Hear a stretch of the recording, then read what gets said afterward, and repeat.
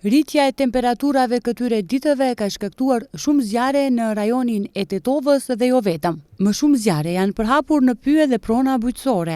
Edhe nga njësia e zjarfikësve, edhe nga Parku Kombëtar Malishar, thonë se zjarret që shkaktohen në këtë periudhë janë të qëllimshme dhe janë shkaktuar nga faktori njeri. Me përmirësimin e kohës, siç edhe dihet në rrafshin e Pollogut, gjithashtu edhe në malsinë e Tetovës, bëhen pastrimet e arave për mbjellje dhe pastaj vendohet një zjarr ative mbeturinave që mblidhen aty.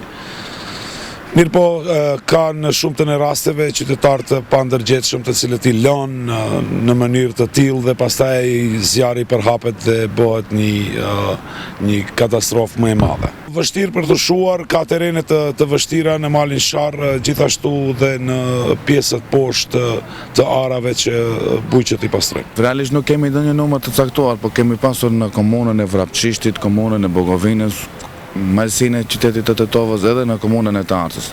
Dhe ka qenë në numër, mendoj që diku te 15 deri 20 zjarre kemi pasur. Këto zjarre janë të ndezur nga qytetarë të pandershëm.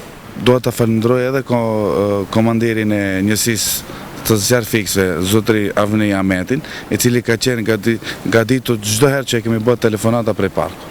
Edhe nga njësia e zjarfikësve, edhe nga Parku Kombëtar Malishar, apelojnë deri tek qytetarët e komunës Tetovës dhe komunave të tjera rurale, të jenë sa më të kujdesshëm në këtë periudhë kohore, duke marrë parasysh dëmet që mund të shkaktohen nga paraqitja e zjarreve në natyrë dhe në objekte.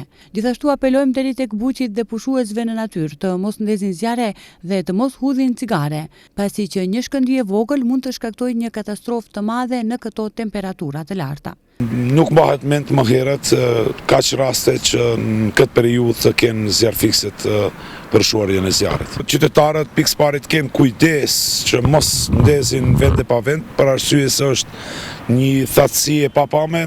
Nëse dalim në malsi nalt, shohim një thatësi të pyjeve aq të madhe sa që nuk është pa më herët.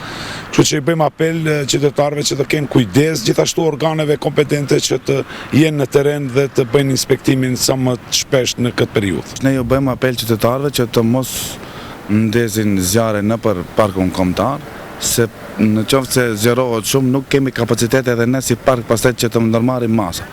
Me atë personel që kemi munduar deri sot që të lokalizojmë të gjitha zjarret. Apelohet për kujdes gjatë kësaj periudhe kohore që të mos dëmtohen të mirat materiale të qytetarëve, pyjet dhe fushat, dhe ajo që është më me rëndësi të mos rrezikohet jeta e njeriut.